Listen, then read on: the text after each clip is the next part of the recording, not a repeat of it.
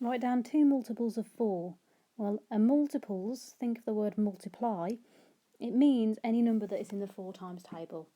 So you could have had 4, 8, 12, 16, and so on, any of those.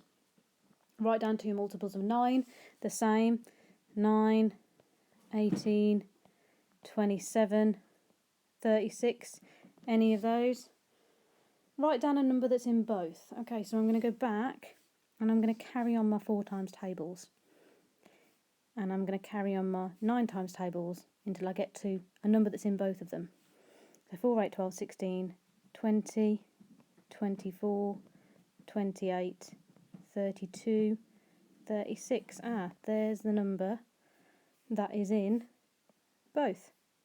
So my answer, 36.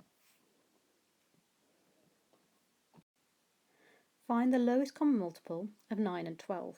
Now, a lot of people think that this is just multiplying the two numbers together. It's not. So let's have a look. I'm going to write out my 9 times tables. 9, 18, 27, 36, 45. I'm going to stop there.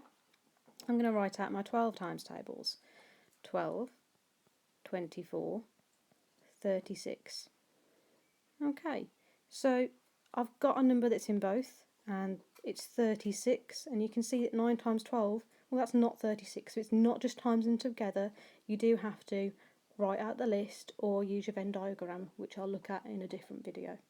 So the answer here, 36.